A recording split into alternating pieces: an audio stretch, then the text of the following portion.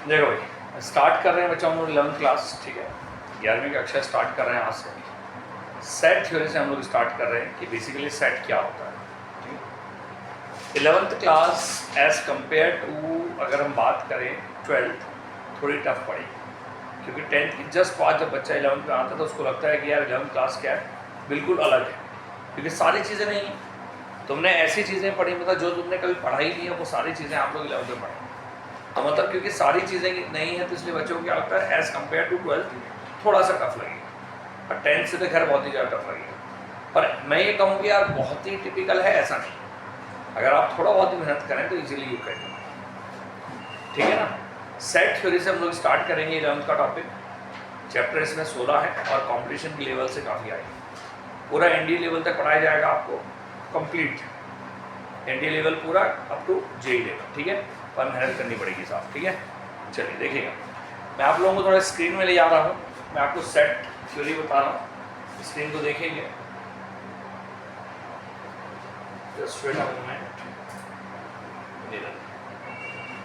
आप स्क्रीन में देख सकते हैं सेट थ्योरी आ गया तुम्हारा स्क्रीन, ठीक है। थोड़ा जूम आउट कर देते हैं और आपको समझ में आ जाएगा एक्जैक्टली सेट इज व्हाट, ठीक है। अगर आप अपनी स्क्रीन को देख रहे हैं बच्चों और थोड़ा बहुत समझ पा रहे हैं तो सेट क्या होता है। सेट पहले तो आप सोचिए कि सेट की अगर हम बात करते हैं बच्चों तो सेट क्या है, अपने घर में भी हम रेगुलर बेसिस पे पढ़ रहे हैं। जैसे मान लीजिए हमने कहा सोफ़ा सेट, कल भी मैंने एग्जांपल दिया था। जैसे अगर मान लीजिए मैं आपको बोल रहा हूँ सोफ़ा सेट, जैसे मान लीजिए टी सेट, जैसे स्पून सेट, तो ये सारे वर्ड कहाँ से आ रहे हैं, सेट से। तो सेट का मतलब साफ दिख रहा है कि यार कुछ चीज़ों को इकट्ठा करना सेट कहते हैं। तो सेट क्या एक जगह है जहाँ पर हम कुछ चीज़ों को इकट्ठा करके रख रहे हैं, दैट इज कॉल्ड सेट। तो सेट की डेफिनेशन आती है कि set is a collection of well defined objects. अब what do you mean by well defined? भाई वेल डिफाइंड ऑब्जेक्ट उन ऑब्जेक्ट को कहा जाता है जिनमें सबका परसेप्शन सेम होता है। अब परसेप्शन सेम होना मतलब क्या होता है, सबका नज़रिया सेम होता है। अब नज़रिया सेम होना, इसमें भी देखो बात है ना कि नज़रिया कब सेम होगा, सोच। अगर हम बात करते हैं कि नज़रिया सबका सेम हो, what do you mean by this? भाई सबका नज़रिया सेम होने का मतलब ये हुआ कि अगर कोई सेट हमारे पास है तो सबका नज़रिया सेम होना मतलब ये होता है कि मैं किसी चीज़ के बारे में कुछ समझ रहा हूँ और अगला बंदा भी उस चीज़ के बारे में वही चीज़ समझ रहा है, ठीक है ना। जैसे मान लीजिए मैंने तुझे कहा कि एक क्लास है और मैं कहता हूँ क्लास में बच्चों का कलेक्शन है, तो अब क्लास में बच्चे हैं तो यार हर कोई उनको बच्चा मान रहा है ना। ऐसा नहीं कि एक ने उसको स्टूडेंट कहा दूसरा उनको टीचर कह रहा है, बात समझ में आए। फॉर एग्जाम्पल अगर मान ले मैं तुझे कहता हूँ यार कि क्रिकेटर का कलेक्शन कर इंडिया के, अब इंडिया में कितने सारे क्रिकेटर हैं, मैंने उनको इकट्ठा करना है, तो सबकी नज़रों में क्रिकेटर, अगर मान ली विराट कोहली क्रिकेटर है तो सब हर कोई उसको क्या मान रहा है, क्रिकेटर मान रहा है, गॉट इट और नॉट। पर अगर मैं तुझे कहूँ कि यार बेस्ट क्रिकेटर का कलेक्शन कर, यानी कि सबसे अच्छे क्रिकेटर का, तो अगर सबसे अच्छे क्रिकेटर का कलेक्शन करना तो ये पॉसिबल नहीं है। क्यों नहीं है पॉसिबल? क्योंकि आप थोड़ा सोचो दिमाग लगा कर, अच्छे क्रिकेटर को हम कलेक्ट नहीं कर सकते। Reason is what? क्योंकि मेरे नज़र में अच्छे टीचर कोई और हो सकते हैं और दूसरे की नज़र में कोई और। भाई इसका मतलब परसेप्शन चेंज हो गया ना। भाई मैं किसी को अच्छा मानता हूँ, दूसरा नहीं मानता उसको अच्छा। For example according to me Mahendra Singh Dhoni best cricketer है, सचिन तेंदुलकर अच्छा क्रिकेटर है, और हो सकता है आप ना मानते हो, आपकी नज़र में विराट कोहली अच्छा हो। तो सारी कहानी क्या है कि परसेप्शन का गेम है। अगर मान लीजिए सबका नज़रिया किसी चीज़ को लेकर के एक जैसा है तो वो सेट है, और अगर सबका नज़रिया किसी चीज़ को लेकर के डिफरेंट है तो वो सेट नहीं है। बात समझ में आ गया? तो set is a collection of well defined objects. Well defined का लॉजिक समझ में आ गया, ठीक है। अब देखिएगा ध्यान से बच्चों, आगे नहीं आया बताओ, ठीक है, ये आपके समक्ष है। देखो अगर हम बात करते हैं सेट क्या है, बताओ, बोलो क्या है, दोबारा बताओ। Well defined objects. तो अगर ये वेल डिफाइंड ऑब्जेक्ट्स हैं, कैसे वेल डिफाइंड है भाई? अगर मान लीजिए मैं आपसे कह रहा हूँ collection of all cricketers of India, तो इंडिया की जितने भी क्रिकेटर हैं उनको कलेक्ट किया तो ये सेट है। और अगर मैं आपसे कहता हूँ बच्चों कि collection of all novels written by Ruskin Bond, ये भी सेट है। अगर मैं आपसे कहता हूँ suppose collection of all Indian movies, ये भी सेट है। पर जैसे ही मैं आपसे कहूँगा collection of best cricketer, sir ये सेट नहीं है।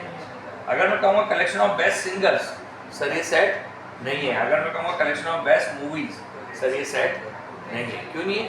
क्योंकि यहाँ पर परसेप्शन सबका चेंज हो सकता है। बात समझ में आ गई?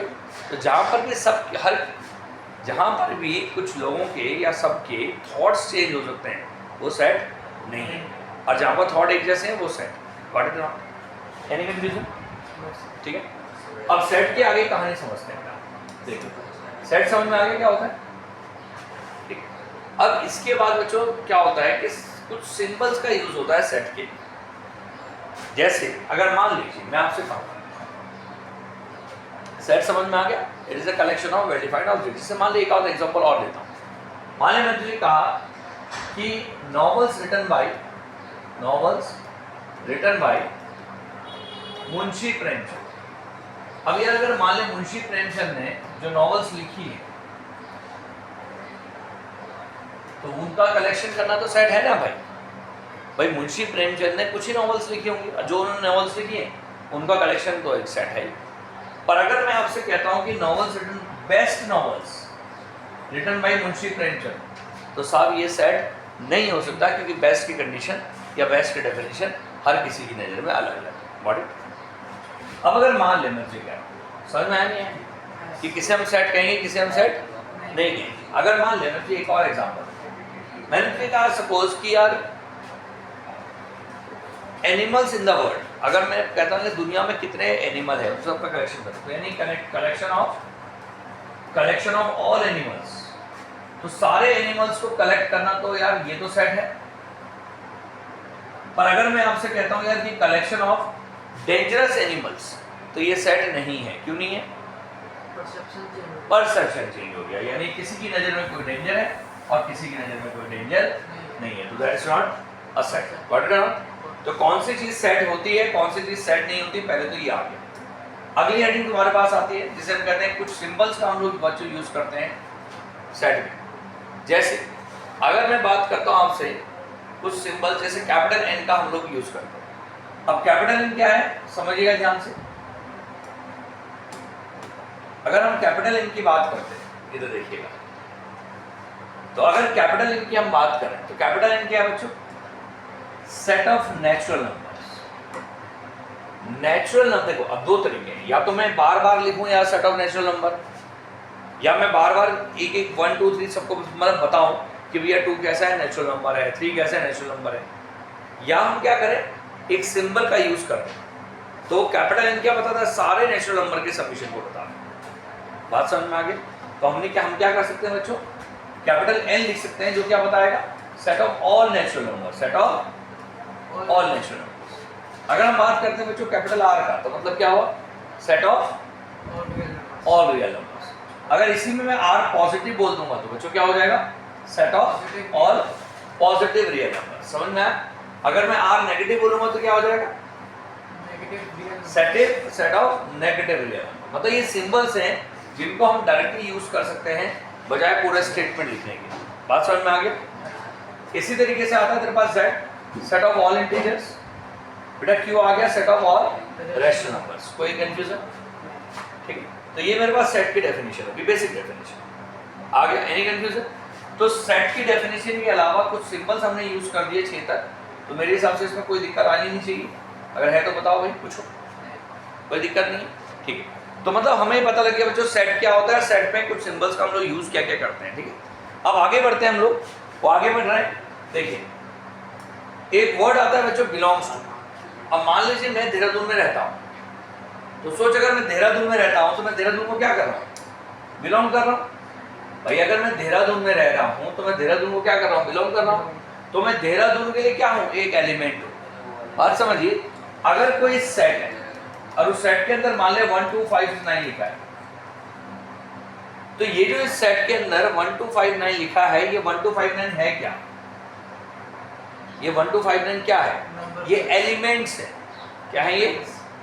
एलिमेंट्स है। किसके लिए एलिमेंट्स है भाई? ए के लिए एलिमेंट्स है। इस चारों के चारों क्या है? ए के लिए क्या है? एलिमेंट्स है। भेजे में घुस गया। अगर मैं देहरादून में रह रहा हूँ या मेरे जैसे बहुत सारे लोग देहरादून में रह रहे हैं, आप देहरादून में रह रहे हैं, तो हम देहरादून के लिए क्या है? एलिमेंट्स का काम करेंगे। गॉट इट ना? और देहरादून हमारे लिए सेट है और हम देहरादून के लिए क्या है? एलिमेंट है। तो एलिमेंट हमेशा क्या करता है बच्चों? किसी सेट को क्या करता है? बिलोंग करता है। भेजे में घुस गया। एलिमेंट क्या करेगा, किसी सेट को बिलोंग करेगा। ये बिलोंग्स टू का साइन होता है। ये किसका साइन होता है, बिलोंग्स टू। तो समझिएगा ध्यान से, कोई एलिमेंट किसी सेट को बिलोंग करता है। तो अगर मैं आपसे कह रहा हूं यार कि एलिमेंट क्योंकि बिलोंग कर रहा है, तो अगर मान ले मैं कह रहा हूं 1 2 3 4 एलिमेंट है, 1 2 3 4 5 एलिमेंट है, तो साहब 1 क्या इसके अंदर है, अरे 1 इसके अंदर है, तो 1 इसको क्या करेगा, बिलोंग करेगा। ये बिलोंग्स टू का साइन होता है। कैसे, ई को ऐसे कट कर दे। और डज नॉट बिलोंग्स टू, क्या 7 इसके अंदर है, तो हम क्या कहेंगे 7 डज नॉट बिलोंग्स टू। ये सिंबल किसका है, डज नॉट बिलोंग्स टू। आगे समझो, डज नॉट बिलोंग्स टू। तो अपने पेज में बिठाइए कि किसे बिलोंग्स टू कहते हैं, कब डज नॉट बिलोंग्स टू होता है। Any confusion? आगे तो 3 चीजें बताई गई आपको। एक बताया गया कि सेट क्या होता है, collection of well defined objects. Set को जनरली हम किससे डिनोट करते हैं, करली ब्रैकेट से। किससे, मतलब इसके अंदर जो एलिमेंट लिखे जाते हैं वो करली ब्रैकेट के अंदर लिखे जाते हैं। गॉट इट ना? तो सेट को करली ब्रैकेट से डिनोट करते हैं बच्चों। इसके अंदर एलिमेंट लिखे गए, कैसे एलिमेंट लिखे गए, वेल डिफाइंड लिखे गए।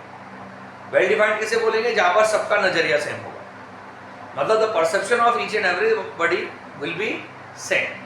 तो if the perception will be same then we can say that is called, क्या बोलेंगे इसको क्या बोलेंगे, अगर परसेप्शन सेम है तो क्या बोलेंगे, वेल डिफाइंड ऑब्जेक्ट्स बोलेंगे। गॉट इट ना? एनी कंफ्यूजन है? ठीक। अब ये मुझे पता लग गया कि यार collection of well defined objects किसे बोलेंगे, यहाँ पर परसेप्शन सेम होगा। ये सारी कहानी हमें पता लग गई, ठीक है। अब इसके बाद बिलोंग्स टू मैंने समझा दिया। अब इसके बाद है सेट को लिखने के तरीके। तो सेट को लिखने के तरीके को बोला जाता है रिप्रेजेंटेशन ऑफ सेट्स। क्या बोलते हैं बच्चों, रिप्रेजेंटेशन ऑफ सेट। मतलब सेट को लिखने के 2 तरीके हैं साहब। अब क्या होता है ना, हर चीज को लिखने के 2 या 3 तरीके हो सकते हैं, किसी भी चीज को लिखने के। तो इसी तरीके से क्या होता है बच्चों, सेट को लिखने के भी 2 या 2 से 4 तरीके हो सकते हैं। वो तरीके क्या होते हैं, देख समझ। अगर मान ले मैं तुझे कह रहा हूं कि यार तुझे मैंने काम दिया, मैंने कहा भाई यार ऐसा करके तू यार वो, यार ऐसा समझ ले कि 12th क्लास के 30 बच्चे ग्राउंड में खेल रहे हैं।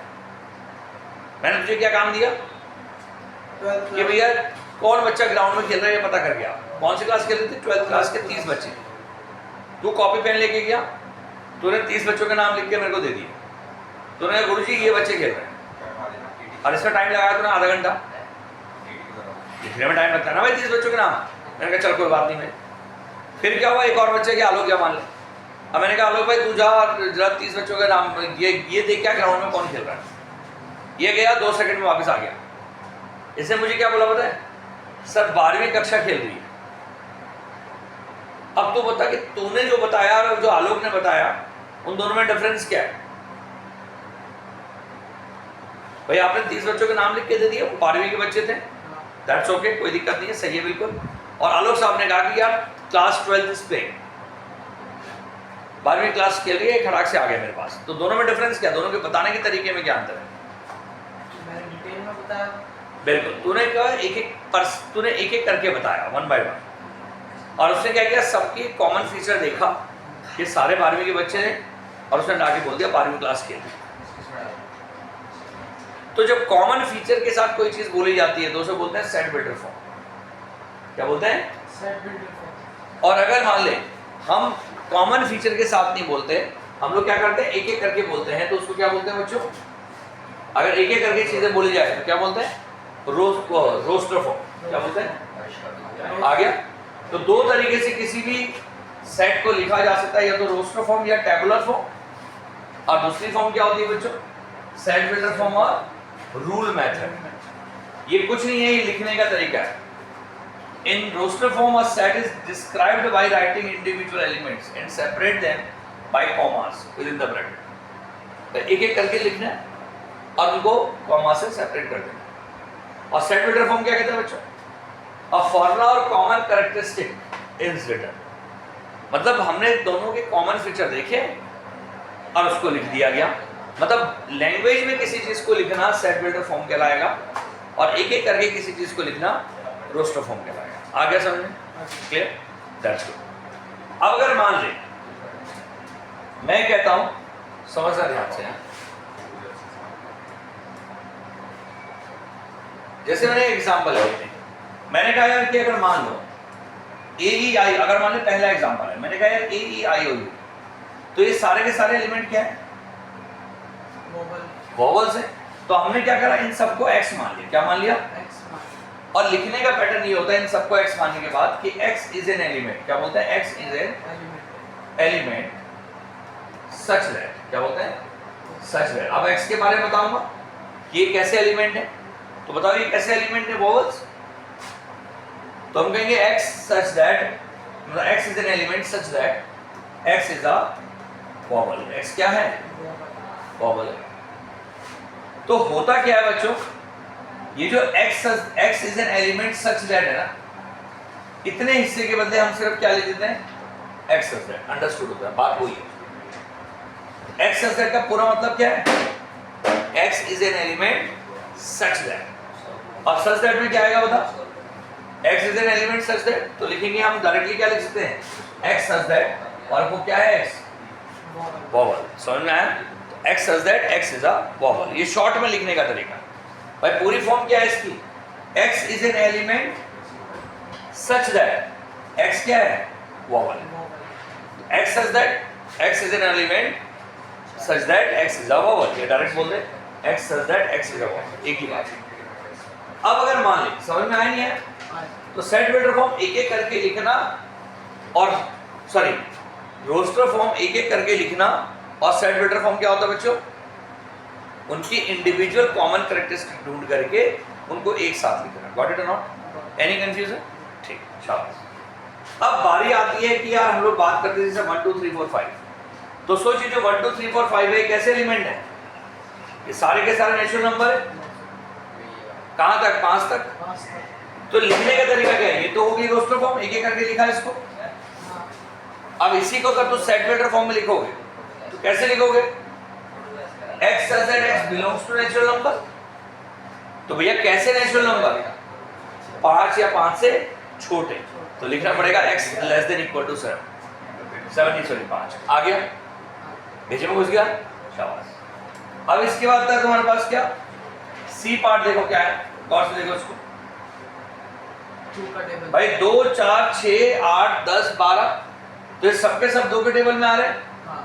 तो लिखने का तरीका क्या हो जाएगा? x such that x is equal to 2n। क्या हो जाएगा? x such that x is equal to 2n। 2n 2 into something है ना, तो 2n हो गया। और n की वैल्यू क्या होगी बच्चे? 1 से लेकर 6 तक होगी। सोच कैसे? अरे भैया 2 into 2n मतलब 2 into 1 से स्टार्ट हुआ और 2 into 6 तक गया, तो आपको लिखना पड़ेगा ना यार। 2 into something है, एक तो n belongs to natural number, और दूसरा n की वैल्यू क्या है? लेस देन इक्वल टू 6 और ग्रेटर देन इक्वल टू 1। अब ऐसा क्यों लिया? देख, अब ऐसा क्यों लिखा? देखो 2n का मतलब ये हुआ 2 के टेबल में आ रहा है। n को नेचुरल नंबर साहब इसलिए बोला क्योंकि n तो कुछ भी हो सकता है ना, पर जबकि ये जो नंबर है ये कुछ भी नहीं हो सकते, ये सिर्फ नेचुरल होंगे। कैसे? 2 1s are 2 2s are 2 3s are 2 4s are 2 5s are 2 10s are, sorry 2 6s are। 2 को मैं जिससे मल्टीप्लाई कर रहा हूं वो क्या है? नेचुरल है। आ गया? तो बेटा x such that x is a natural number, और मतलब x such that x is equal to 2n, और बेटा n की वैल्यू 1 से लेकर 6 तक, और n belongs to natural number। आ गया? गुड। अब आता है फोर्थ पे कह रहा है d such that d is equal to 1 4 9 16 36 49। क्या है ये सारे के सारे बताओ? ये स्क्वायर है। स्क्वायर है। अब ये अगर किसी चीज के स्क्वायर है तो क्या लिखेंगे भाई? x such that x is equal to किसी चीज के स्क्वायर मतलब n स्क्वायर।